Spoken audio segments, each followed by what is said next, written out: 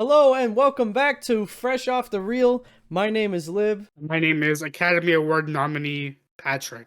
and today we're talking about the 2024 Oscars, Academy Awards, 96 Academy Awards, whatever you want to call it.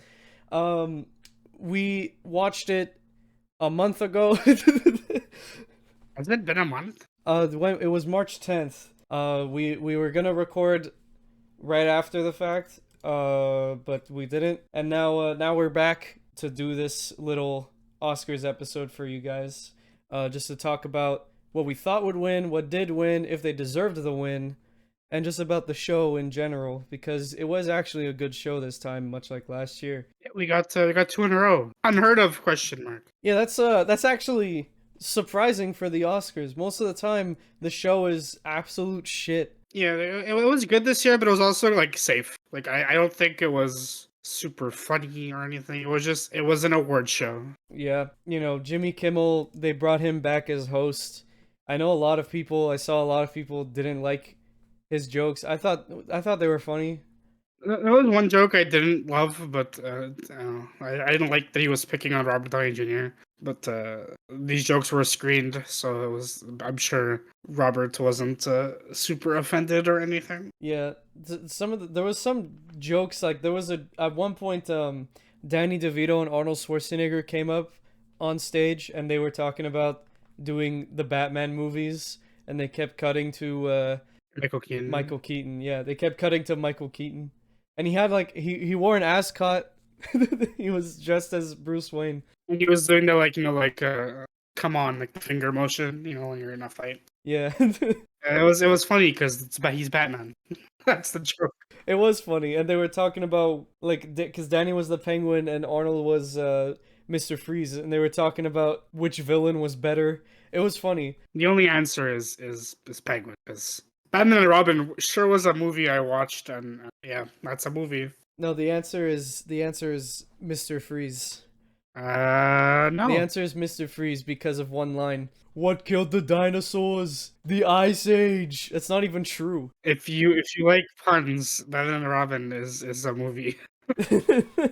But let's get into the awards. Just like last year, they didn't do any bullshit stuff like they did at the 2022 Oscars, where they were doing these stupid skits that were not funny. They did it like last year where they just cut straight to the chase and did the awards, and that was pretty much it.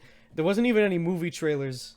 I didn't see any movie trailers. All the presenters, aside from one that we'll get to, did a good job. They made their little one liner, little joke. They gave the award and we moved on. They didn't really spend too much time harping on things that were not funny or not needed or whatever. It was pretty straightforward for the Oscars. Yeah. Mr. Dunkachino aside, I think everyone else did a great job. Yeah, we'll talk about that when we get to Best Picture, which we'll save for last, because that's a big one. I also should mention I didn't end up watching all of them, all the Best Picture nominees. I'm missing 4. I watched all the Best Picture nominees except Poor Things. I watched the ones I didn't watch: Anatomy of a Fall. I didn't watch Holdovers, Poor Things, or Zone of Interest. Those are the 4 I skipped. I did not do my homework this year. I meant to watch Poor Things after the Oscars, just because it won a lot more than I thought it was going to. And I've heard great things. Like, it's not to say I thought the movie wasn't going to be good. I've heard fantastic things about it, so I should do that at some point. I will. I promise. I'll watch it. I will eventually watch the 4 that I skipped. I have to. They were good movies. Yeah, every other Best Picture movie at least was solid. There's one that I think shouldn't have been nominated, but it didn't win anything, so it's not a huge deal. So here we go. Let's start. We're gonna go alphabetically. So let's start with Best Actor in a Leading Role. They actually did something different this Oscars for all the actor and actress awards. Instead of showing clips from the movie, they had the winners from the last 5 years, like because there's 5 nominees. So they got the last 5 winners to come on stage and talk about how good the actors are in the movie. Usually it's just the winner of last year just gives out the award, right? But I think it was nice that like they got the 5 years and each actor got their own little hype up speech. I thought that was really nice, and it was cool to see all the previous winners come back. It's so nice to see stuff like that. They're actually appreciating the actors. Actor in a leading role, we had Cillian Murphy, Bradley Cooper, Colman Domingo, Paul Giamatti, and Jeffrey Wright. And Cillian Murphy took the win. That was my my vote. So, and I thought that was a pretty safe pick. I don't think anybody thought he wasn't gonna win this award. Yeah. He did great in Oppenheimer. He deserved that award. Yeah, he was also my pick. Yeah, we're gonna say, because we had predictions, and we had a list while we were watching the movie, not the movie, while we were watching the Oscars. You want to just give our total now, like how many you got right? Yeah, I got 11 correct. I got 16 out of 23. Yeah, 23. Pat got like 10 in a row at one point. Yeah, it was a good night, and I fell off at the midway point, but I came back up towards the end. So that the Cillian Murphy, he totally deserved it. All the actors that they chose for all 4 acting categories were really good. They all deserved it. Yeah, even Bradley Cooper in that movie I don't like. I think he did a good job. Yeah, Maestro was like an okay movie, but like Bradley Cooper did do a really good job in that movie. But now we have actor in a supporting role. We got Robert Downey Jr., Sterling King Brown, I said King, Sterling K. Brown, Robert De Niro, Ryan Gosling, and Mark Ruffalo. I honestly so I voted for Robert Downey Jr. You did too, right? Yeah, I did too, and he won. He won, and I think that's another safe pick. He did fantastic. It's so good to see him out of Marvel movies and getting to see him act. Not to his. I don't want to say to his full potential because he does a good job in those Marvel movies. But like this is not a movie that's supposed to tie into this bigger scheme, so he has a little bit more freedom with his performance, and he does a great job. I am a little bit surprised Ryan Gosling didn't win this, but he wasn't my pick anyway. But I felt like the Academy would have given it to him. Yeah, I felt like it too. And Greta Gerwig didn't get nominated for anything. Like she herself didn't get nominated for anything. Yeah, like Barbie was nominated, but Greta Gerwig wasn't nominated for directing. Margot Robbie wasn't nominated for leading actress. Those two are the only big upsets, I think, in my opinion. Yeah, she was nominated alongside Noah Baumbach for writing Barbie, but she didn't win anything. Also, Margot Robbie didn't get nominated for actress in a leading role either. Yeah, and I know there's I understand that there's more Best Picture nominees than there are directing or an actor nominees, right? But I feel like if you're the lead star of a Best Picture nominee, especially the kind of movie Barbie is, I really thought she was a shoo-in. Same with Greta Gerwig. Yeah, it's just so funny that the actress who played Barbie in Barbie didn't get nominated, but Ken got nominated. And that's like the whole point of the movie. Like the whole point of Barbie. They missed the whole point. The Academy missed the whole point of Barbie by nominating Ryan Gosling instead of Margot Robbie. And that's not to say the other actresses didn't do a fantastic job, because they did. Every actress and actor who was nominated definitely deserves their nomination. I just think it's strange. But now, actress in a leading role, we had Emma Stone, Annette Bening, Lily Gladstone, Sandra Huller, and Carey Mulligan. Emma Stone won for Poor Things. Emma Stone won. You got that one right. No, I really thought I didn't get this one. No, my vote was Lily Gladstone. Okay, mine was too. I thought you voted for. No, I didn't watch Poor Things. Okay, yeah, I didn't watch Poor Things, so that's why I didn't vote for her. I really thought Lily Gladstone was gonna win, though. I still kind of think she should have won, but I haven't seen Poor Things, so I can't really stand by that opinion. But I guess I gotta watch Poor Things. We both gotta. Yeah, we have to watch Poor Things. We have to. I really liked her speech. Emma Stone did not think she was gonna win, I guess. And, yeah, she had a really, really good, nice speech. Another thing that Jimmy Kimmel, another joke that I didn't like from Jimmy Kimmel was he kept making fun of Poor Things, because whenever they would show a clip of Poor Things, he'd make a joke about that being the only scene that they were allowed to show, because it's the only scene where Emma Stone's not naked. And like whenever they would cut to Emma Stone, she did not look happy with those jokes. Yeah, they do make a lot of jokes like that. But you know, like I'm happy she won. I think seeing her flustered on stage is kind of funny. It was entertaining, and it was a nice speech overall. Robert Downey Jr. also gave a really good speech, and so did Cillian Murphy.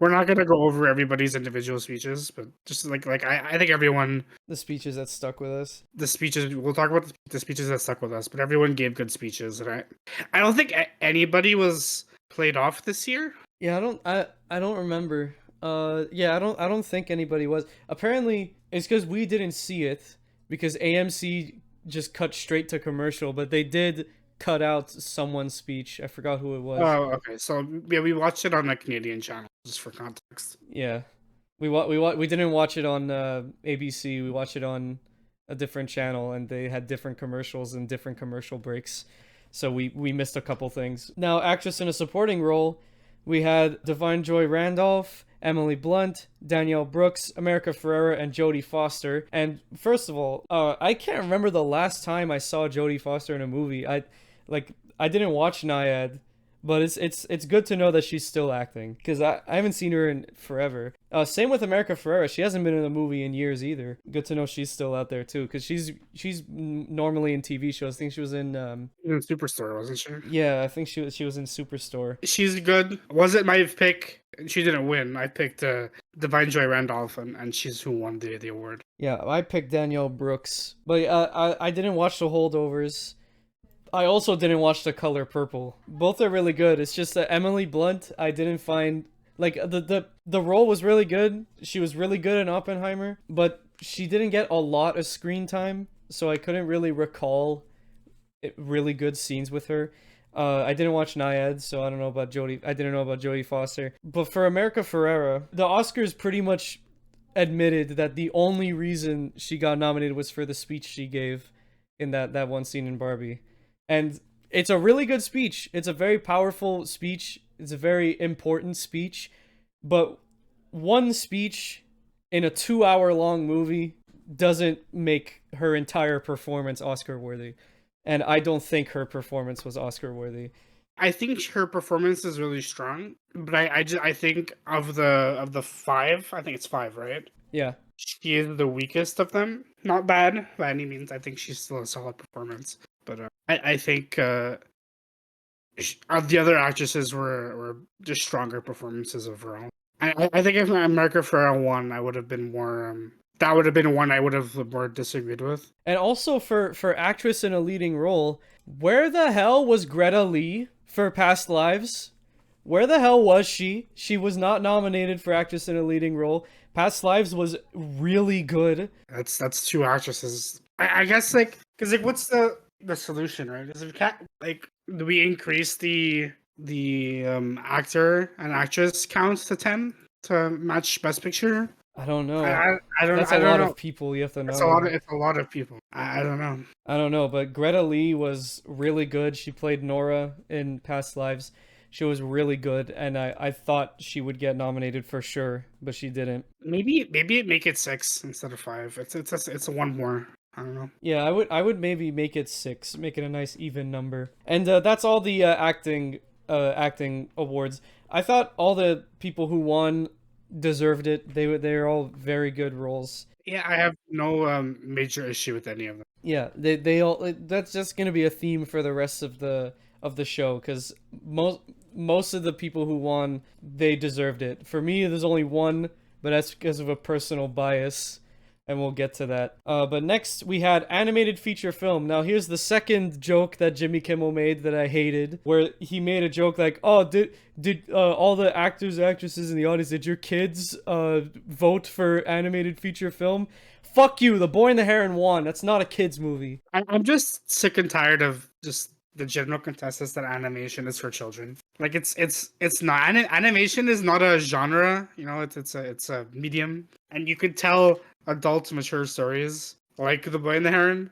Hell, like Elemental is a kids movie, but it still deals with serious topics that you anybody can enjoy, right? Yeah. Robot Dreams, like these are all mature, well-crafted movies, and to boil it down to movies for kids needs to stop. Like The fact that it's still a conversation that's being had is really stupid. It 'Cause is. these are not kids movies. Yeah, you'll get animated stuff that is like dumbed down for kids for sure. And I'm not disputing that, but animation being only for kids, it needs to stop. Yeah, that has to stop right now. Because the only even like in this the five movies that got nominated: Boy and the Heron, Elemental, Nimona, Robot Dreams, Spider-Man Across the Spider-Verse.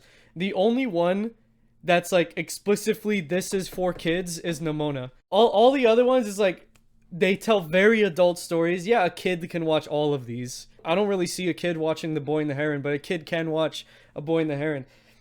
They keep making jokes about animation being for kids, and then all the movies they nominated are not for kids. It's like they're just trying to make a joke just to make a joke now. Yeah, they're just poking fun at something that they think is lesser, but it's not. Like, an animated movie can be powerful and have a powerful message, and it can rival even Best Picture nominees of this year, right? Yeah. It's happened before. I think we should allow it to happen again. Like Spider-Man is a superhero movie, and superheroes are generally aimed towards younger people. But if it's a movie that anybody could enjoy, it has themes that anybody can get something out of, and I think we need to stop diluting kids' movies or animated movies to just being kids' movies. It's not right to be making jokes about it. It diminishes the medium, and I'm happy people are calling him out on it. It's not going to change anything because the Academy is the Academy. But I hope it does change. I hope it's something that we start to accept more. The animation is cinema. These movies are movies. They're not kids' schlock. This is 2 years in a row that the winner of Best Animated Feature is not a kids movie. Because last year it was Pinocchio. Let's stop making that joke, please. They won't. They won't, but let's stop. Now here's a question. Did you think in your mind at all, was there even a chance that Spider-Man Across the Spider-Verse could win? No. No, me neither. I didn't think so either. I thought. I voted for The Boy and the Heron. Me too. I got the vote. I thought if it wasn't Boy and the Heron, it would have been Robot Dreams. Yep. Spider-Verse was my third pick. Great movie. I'm the Spider-Man guy. I know it's weird coming from me, but yeah, no, I just thought both Robot Dreams and The Boy and the Heron were just stronger movies. And there was nothing in my mind that it wasn't even my second pick. Great film, but it wasn't gonna win. Yeah, Spider-Man was my fourth pick, because my third pick was Nimona, and second pick was Robot Dreams. Robot Dreams is really good. Like you if you guys haven't seen Robot Dreams, go watch it. It's so good. It caught me off guard. It was very, very enjoyable. I would love to just show it to people and watch it again. Yeah, like oh my god, it's great. But that's a animated feature film. A rare Oscars W for the award, but a common Oscars L for the jokes. Yeah. Cinematography. So here we had Oppenheimer, El Conde, Killers of the Flower Moon, Maestro, and Poor Things. My vote was for Oppenheimer, and that won.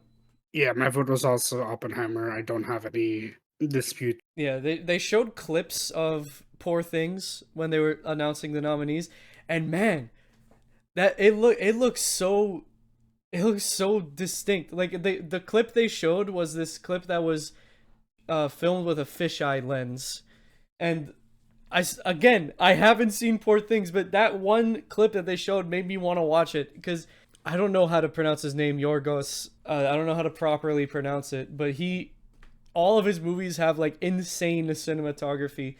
He always goes above and beyond and tries to do things that everyone else has never done. So after like seeing a little bit of Poor Things, I kind of think that should have won, but Oppenheimer did have amazing cinematography. Yeah, I guess we gotta watch Poor Things. Yeah, I guess we have to watch Poor Things. But I think the next one, costume design, Poor Things won that, and I think that's the last one that Poor Things won. Oh no, it also won makeup and hairstyling. Oh, and production design. Really good movie, apparently. Yeah, I wish I saw it. 2024 already has been a busy year. I barely had time to watch movies, but I'm gonna try to watch more movies this year. I need to, because last year I only watched like 25 movies, maybe 30 movies. If you want to see what movies we watched last year, go check out our last episode, the 2023 year in review. You need to watch more movies because Winnie the Pooh, Blood and Honey 2 comes out soon, and they're leading into the Poohniverse, so you need to watch all those movies too. Yeah, I'll watch another cinematic universe is starting. I gotta follow it. How could you not be invested in the Poohniverse? I'll tell you why I'm not invested in the Poohniverse, because I'm more invested in the Spider-Verse, which is only 3 movies right now. See, you see the joke I made? I don't want to watch movies. You say you don't want to watch Bambi, but a horror movie? No, I don't want to watch Bambi, but you should watch the Cocaine Verse. It's Did just you watch Bear. Cocaine Shark, the sequel to Cocaine Bear? I forgot about Cocaine Shark. No, I gotta hop on. Yeah, now you have to watch Cocaine Shark, and I think they're doing another one. But let's move on to costume design. So we had, I said before, Poor Things 1, but we also had Barbie, Killers of the Flower Moon, Napoleon, and Oppenheimer. Yeah, I thought Barbie had this. I voted for Barbie. This is my second one wrong. I was supposed to say first. It was my second one. This is my third wrong. I also thought it was gonna be Barbie. I thought if Barbie was gonna win anything, it would be costume design and also production design, but it didn't win that either. Did Barbie win did it win anything? One song. It won song, which was like at the very end of the movie was when the song played. I mean, if Billie Eilish is taking a song for your movie, it's winning. Yeah. Like there's no competition. And Barbie got 2 songs nominated too. Yeah, it had 2 songs. Well, one of them was I'm pretty sure the only reason they nominated "I'm Just Ken" is so that they could perform it live. It was a good performance. Like I have to say, like credit to the organizers of the Oscars and the people who did the singers and dancers who performed live on stage. They did a fantastic job. I really loved the performance for "I'm Just Ken." But that's not an Oscar song. It's not. It is a meme song. We all know it's a meme song. But I like when Ryan Gosling grabbed the cameraman's hand, kissed him, and then dragged him on stage. I like when he went like in the front row of all the people that got nominated for acting, and he went to all of them, made them sing. It was a really good performance, but it was 100% nominated because they wanted to do that at the Oscars. Yeah, because I know Ryan Gosling for a while was like, oh, I don't know, I don't think I'm gonna perform it, but he ended up doing it. But it was fun. It was fun to watch. Yeah, but the costume design and Poor Things really well done. But I think it should have been Barbie. I think it should have been Barbie, but I haven't seen Poor Things. So. Again, Greta Gerwig movies getting nothing once again. Barbies are literally about changing their clothes and shit. And there were so many different unique Barbies in that movie. There were so many costumes. It's weird that it wasn't nominated. Yeah, come on. So many different sets and locations and outfits. Oh yeah, another Jimmy Kimmel joke. It was the very first joke. Was that scene in Barbie where Barbie sits on the bench waiting for the bus, and then there's the old lady, she's the creator of Barbie. But they replaced her with Jimmy Kimmel and made Barbie tell Jimmy Kimmel that he was beautiful, which defeats the purpose of that scene. But Jimmy Kimmel's beautiful, you know? The Academy seems to believe that. It's funny. It's big laugh. But I think those were the 3 jokes we mentioned. I think that was the only 3 that I didn't like. The rest of the jokes were all okay. Yeah, they were fine. They were jokes. Now directing, we had Christopher Nolan for Oppenheimer. Okay, I think it's a French name. It's Justin Triet for Anatomy of a Fall, right? I think that's how you say it. Sorry if that was not how you say it. Martin Scorsese, Killers of the Flower Moon. Yorgos I can't say that. I don't. Yorgos Lanthimos, I think is how you say it. Poor Things. And Jonathan Glazer for The Zone of Interest. And Oppenheimer, of course, won, giving Christopher Nolan his first Oscar for directing. Yeah, it's crazy. It's his first Oscar ever. It's wild. Yeah, it's he deserved, you know. This movie is so fucking good. I still don't think it's Christopher Nolan's best movie. Yeah, I don't either. I think it's his second best, because his best movie is Inception, in my opinion. I know a lot of people also say Interstellar. That's another really good pick. Again, where's Greta Gerwig? She did not get nominated, and I thought the directing in Barbie was fantastic. Yeah, she should have been nominated. She should have been nominated. Killers of the Flower Moon is Martin Scorsese is a very good director, but honestly, Killers of the Flower Moon not his best work. I would say. It's the most fine Martin Scorsese movie I've seen in a long time. I don't love it. It's not bad because it's still a Martin Scorsese movie. It's still good, but it's too long. Kind of lost me towards the middle. Yeah, once the scenes, well, like I think it's like the whole third act. Most of the third act is like in a courtroom. That like by that point of the movie, it lost me at that point. The movie's too long. I still think he deserved the nomination because he's still it's still directed very well. But I don't know. I think they should have put a sixth and give it to Greta Gerwig. I think she really deserved it. Yeah. Apparently, Martin Scorsese's next movie is a Bible story where Jesus is the main character. So that's a winning Best Picture. Yeah, so that's gonna win Best Picture because that's the most hilarious concept I've ever heard. Especially for the reason it's funny is because it's Martin Scorsese doing it, and I cannot wait to watch that 6-hour movie. He's making the Jesus movie. You know, he said this in an interview. He said there is no way that movie is less than 3 hours long, and my reaction to that is, what the fuck do you mean? What do you mean there's no way it's less than 3 hours long? We'll find out in a year or 2, 3, I don't know. Yeah, it's if your movie is 3 hours long, you can cut something. You don't need 3 hours to tell a story. There's no movie that I think justifies its 3-hour runtime. There's not one. There isn't a movie that exists. They could all cut down. Like, you know what's your scale? Because I've seen this on Letterboxd. I've seen this on Reddit. People talking about what their scale is for movie length. My scale is anything less than 1 hour or anything less than an hour and a half is short, and then an hour and a half to 2 hours is a good length. That's normal, and then anything above 2 hours is long. And for me, that's my scale. I think anything that's 2.5 hours and it is long.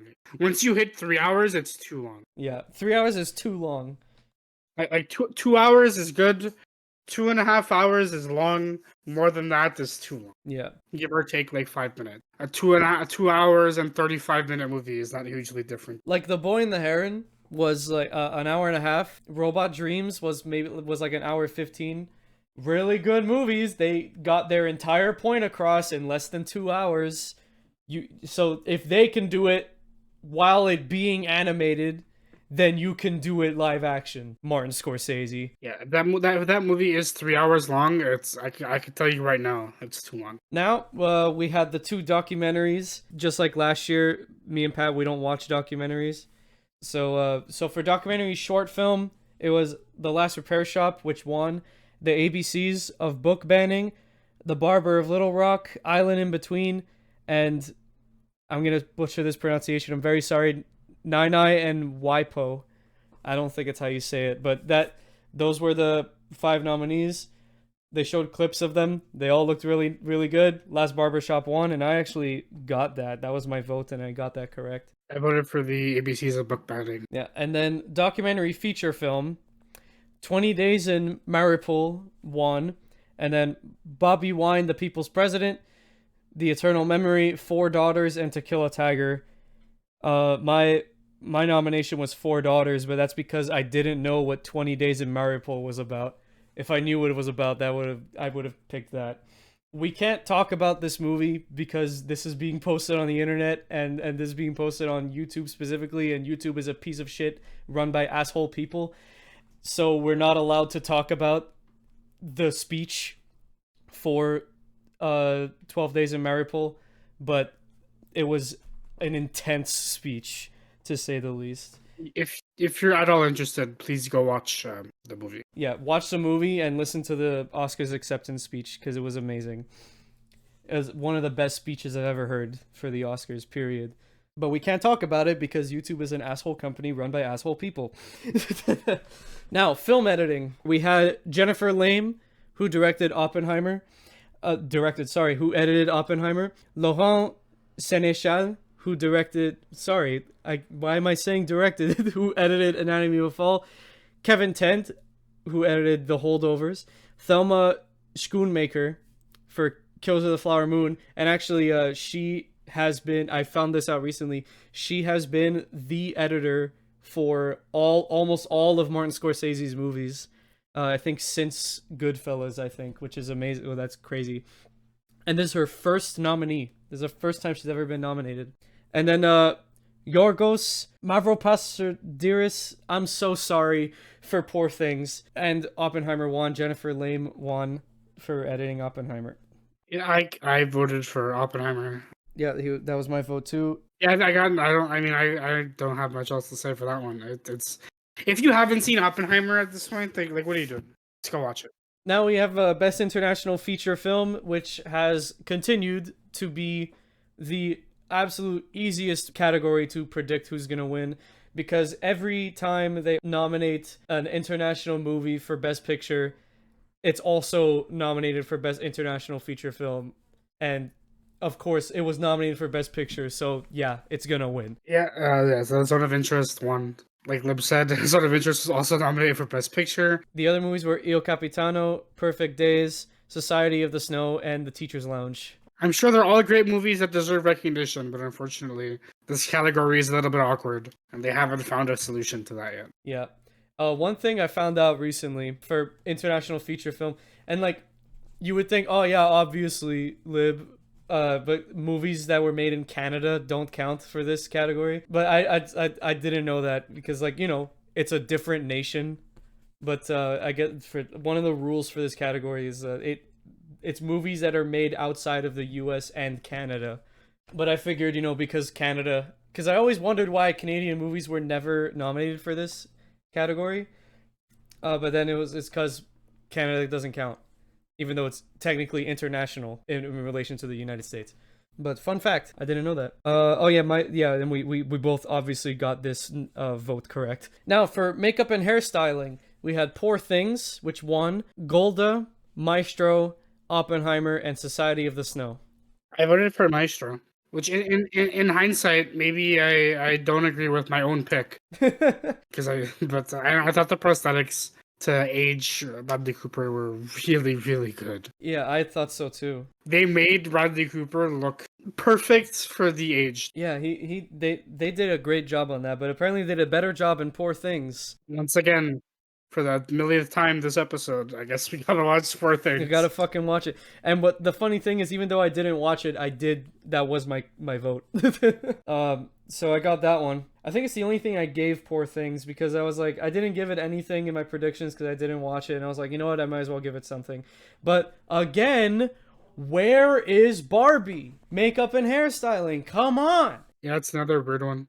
Like Pat said before, the whole thing about the toys is you could change the clothes and everything. Another main thing of the toys is like doing the hair of the dolls and everything, and that was portrayed in the movie. Why is that not nominated for this? Barbie was so snubbed. It's not like it wasn't good, because it was fantastic in Barbie. It should have gotten the recognition, and I don't understand why. It wouldn't win. I'm not arguing that it would win, but why wasn't it nominated? You'd also think the Oscars would have capitalized more on like the Barbenheimer memes stuff, but they really didn't. Yeah, I thought they would do the whole Barbenheimer meme. I guess that's not a bad thing, you know, because just playing on memes. But you'd think they would have, and they probably should have, considering Barbie was snubbed a lot this year. It deserved more than it got. I think Kimmel made one joke about Barbenheimer, and that was the only time it was mentioned. But yeah, well, makeup and hairstyling going to Poor Things, a movie we need to watch. All right, now we have the two music categories: music original score and music original song. So for original score, we had Oppenheimer, American Fiction, Indiana Jones and the Dial of Destiny. This was only nominated for the Indiana Jones theme, and I cannot be convinced of it. Yeah. And then Killers of the Flower Moon and Poor Things.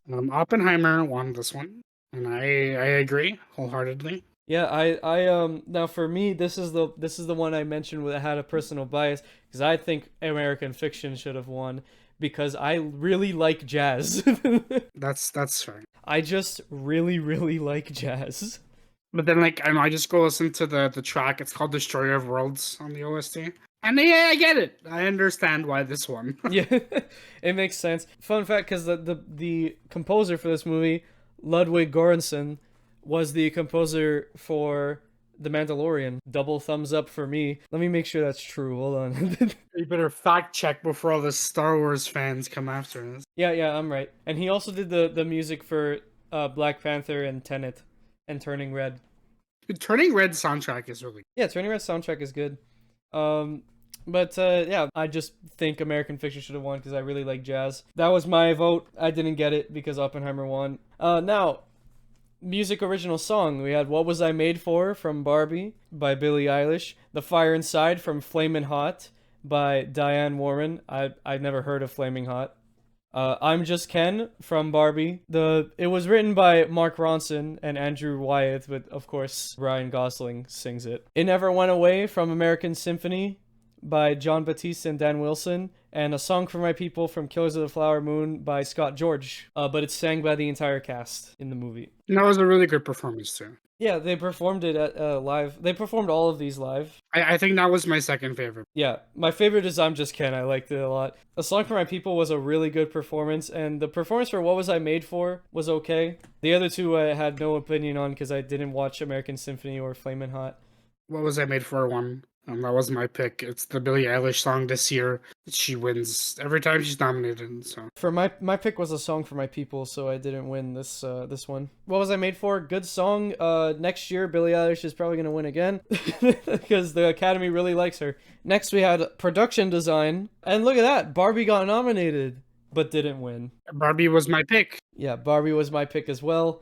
Come on, like the toy world, the Barbie world, come on. They had to build, that was a set. They built everything that you see in those scenes. Those were all sets that they built. I don't get it, man.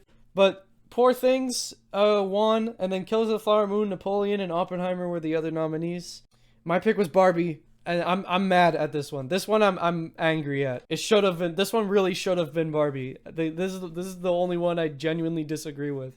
Yeah, but Barbie probably should have won, so it was my pick. A little disappointed it didn't win. And then we have animated short film. I didn't watch any of them, but we had War Is Over, inspired by the music of John and Yoko, Letter to a Pig, 95 Senses, Our Uniform, and Pachyderme.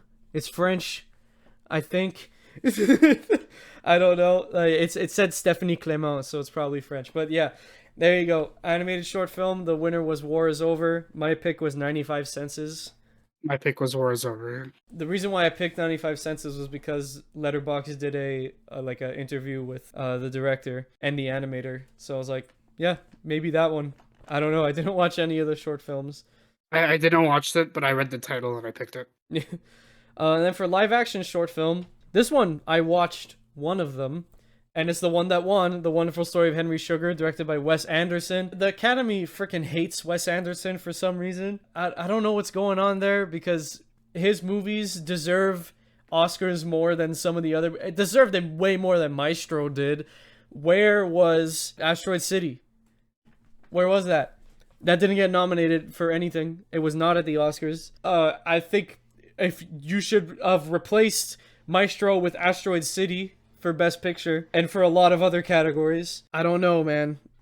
Asteroid City was really good. Like, we watched it. It was fantastic. All the Wes Anderson movies are fantastic, and none of them ever get the recognition from the Academy. But so was The Wonderful Story of Henry Sugar. It was really good. Yeah, that was fantastic. It's on Netflix. You have Netflix and haven't seen it. Yeah, it's on Netflix along with 4 other short films directed by Wes Anderson, and you should watch all of them because they're all very good. And then the other nominees were The After, Invincible, no, not the comic, Night of Fortune, and Red, White, and Blue. Speaking of Invincible, Season 2 is out. I should watch that. Yeah. Now, sound. We had The Zone of Interest, The Creator, Maestro, Mission Impossible Dead Reckoning Part 1, and Oppenheimer. So this is the action movie category. Yeah, but I'm really surprised Oppenheimer didn't win. I'm really surprised. Yeah, it's of course it's because of the explosion, right? And all the science scenes.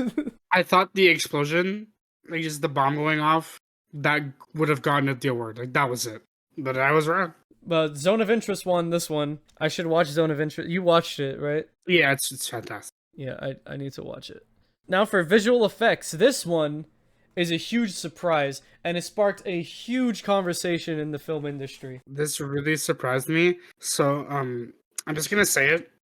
So Godzilla -1. I wanted this movie to win, but I really just didn't think it was going to. I was like, there's no way the Academy is gonna give it to Godzilla. It's not gonna happen. So I picked the creator. I should have stuck with my guns.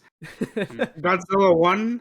I'm very happy it won. It makes me so happy that it won. Yeah, and when it won, they went up to accept the award, they had little toy Godzillas, and they had one that was painted gold, and it was like a golden Godzilla Oscar.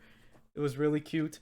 But the reason this sparked a huge debate, not debate, the reason this sparked a huge conversation is because the other nominees, The Creator, Guardians of the Galaxy Volume 3, Mission Impossible, and Napoleon, all had budgets of over $10 million US.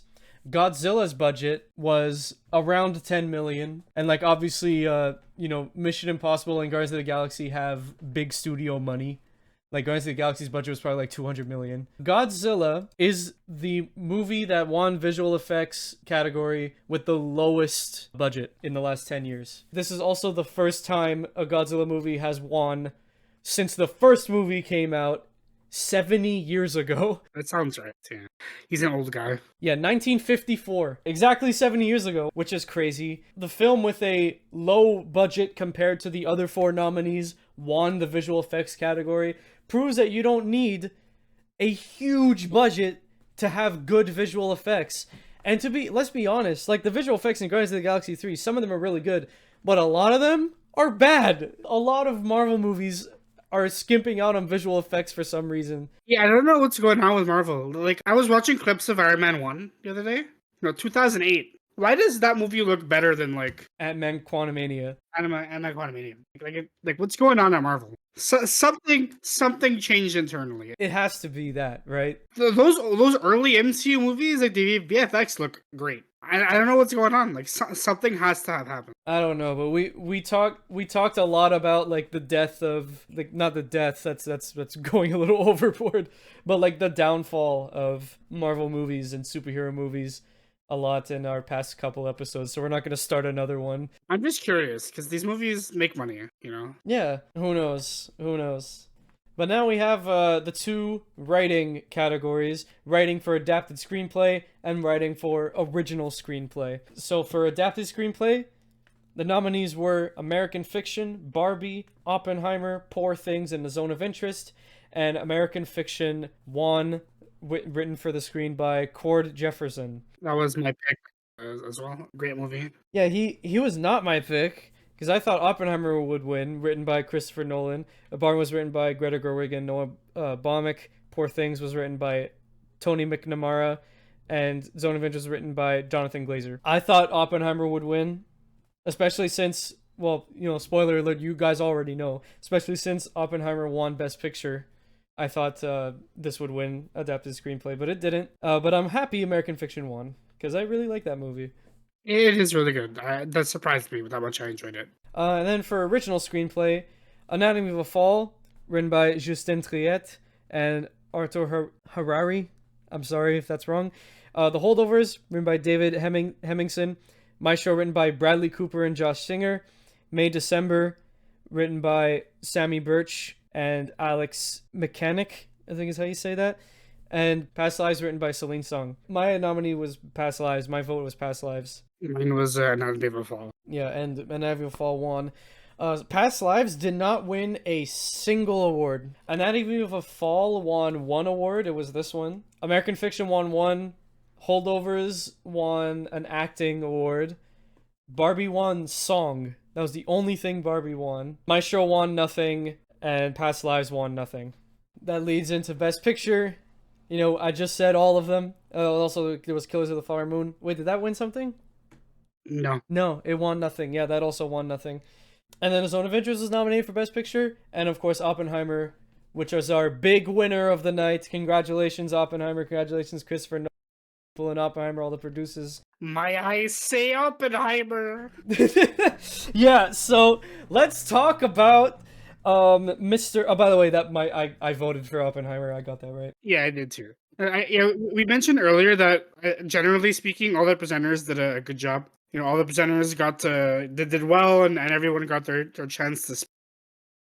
The award for Best Picture, they brought out Mr. Al Pacino. He's been in a couple movies. He's been around the block. Yeah, he is a legend. He fumbled this bag. Yeah, he fumbled this really badly. And I see a lot of people online saying like, "Oh, he fumbled because he didn't say any nominees." That's not how he fumbled, because they were announcing the nominees throughout the show. So he didn't have to say the nominees. The thing he fumbled was announcing the winner. Instead of being like, "Oppenheimer," and everyone's like, "Oh, Oppenheimer," or like the winner is Oppenheimer. Like he's just like, he opens it like, "I gotta read the winner, and my eyes see Oppenheimer."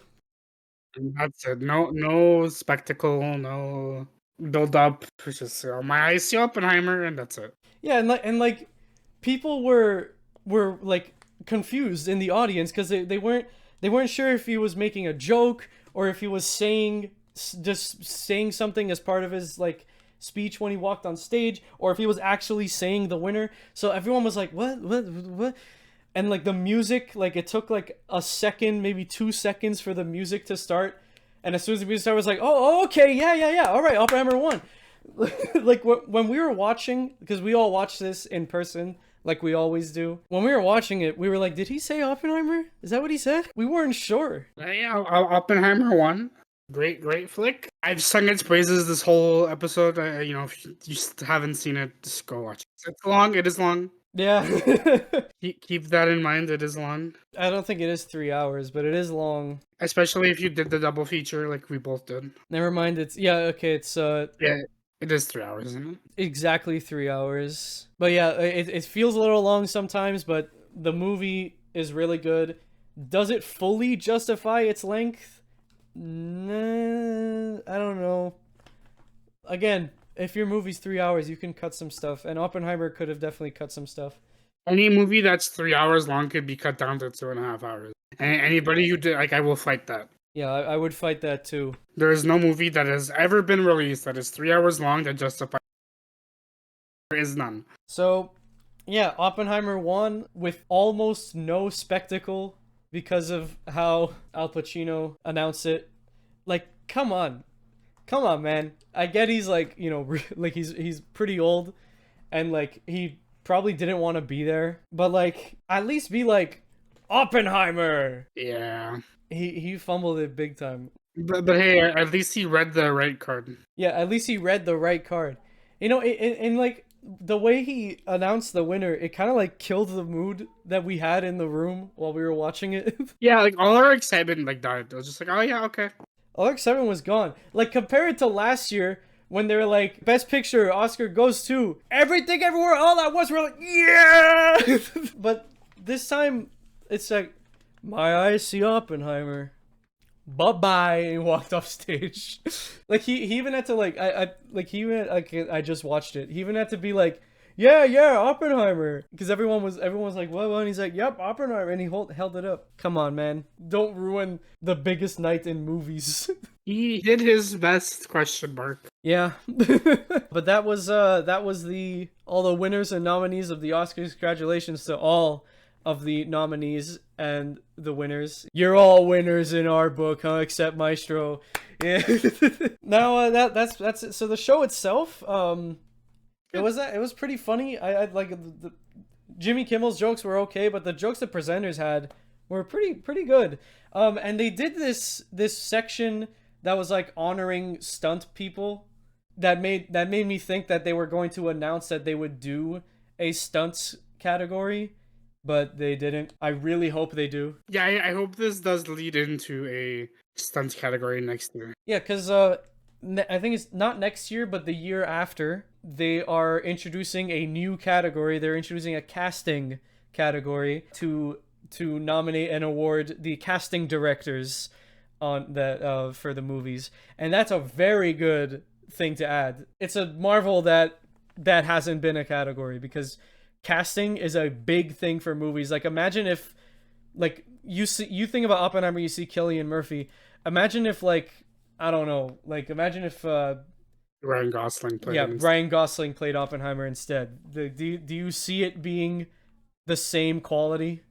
The, not to date the episode, but as of recording, the casting director for the original Star Wars trilogy passed away recently. Yeah, true. That's true. Yeah, that's I saw that. It's really sad. The casting director literally chose the people to shape the childhoods of countless people. Yep. And these people in that role deserve the recognition as much as anybody else in the industry. So I'm looking forward to that getting some well earned time to shine in 2 years. You said, right? Yeah, in 2 years. The Oscars that honors the movies from 2025. So 2026 Oscars.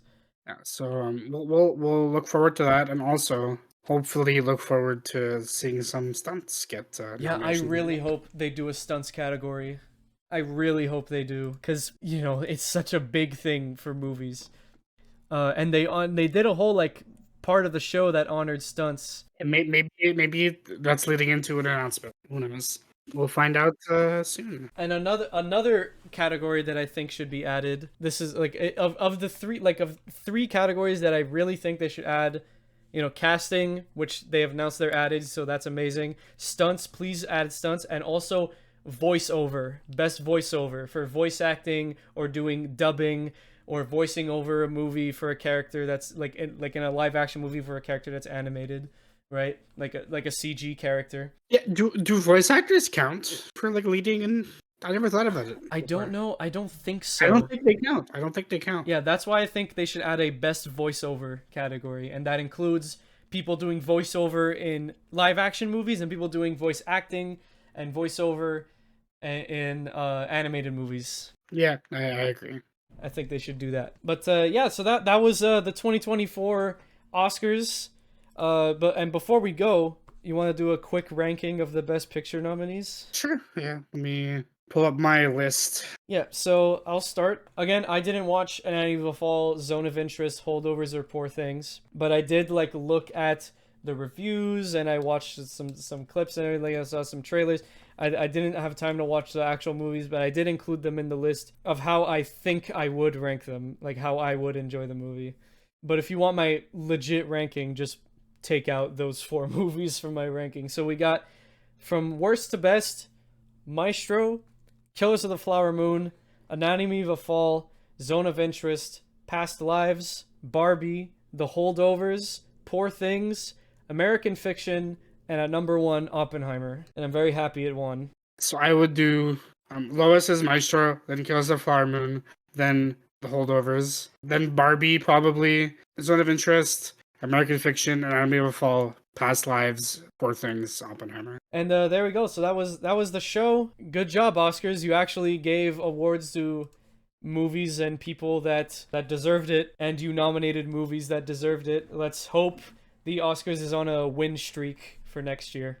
Yeah, let's hope they go 3 for 3. Yeah, let's actually watch movies this year, Pat. Let's do it. Yeah, I watched like all the Oscars movies like the last like week or two before the show.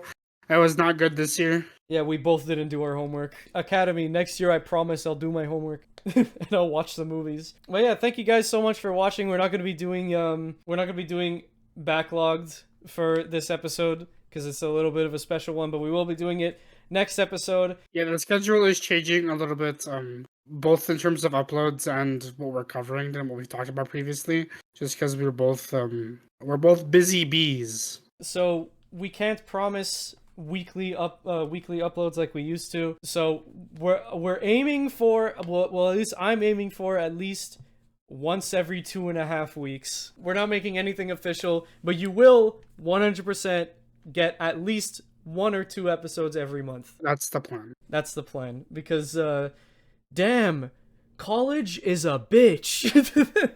College and university, they're bitches, man. Yeah, they take a lot of time between that and having a professional career and having an active social life. Yeah. It's hard. It's tough. But tune in next episode when we will be talking about Dune Part 2. Yeah. Yeah, let's do it. And I know a while ago we said we were doing an episode on Indiana Jones and the Dial of Destiny, and I still want to talk about it, but it might be like a bonus episode, less than 20 minutes kind of thing, you know? Yeah, because that movie, yeah, that's a movie. Yeah, that's a movie. But yeah, stay tuned for Dune Part 2. That's coming in next episode. Thank you guys so much for taking the time to listen to this one. If you liked it and you want to hear more, then make sure to follow us on social media and follow us on Spotify. Subscribe to us on YouTube.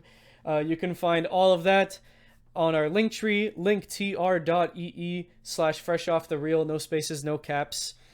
And there you will also find a place to recommend us movies and TV shows, and we'll watch them and we'll do episodes on them. And that's pretty much it.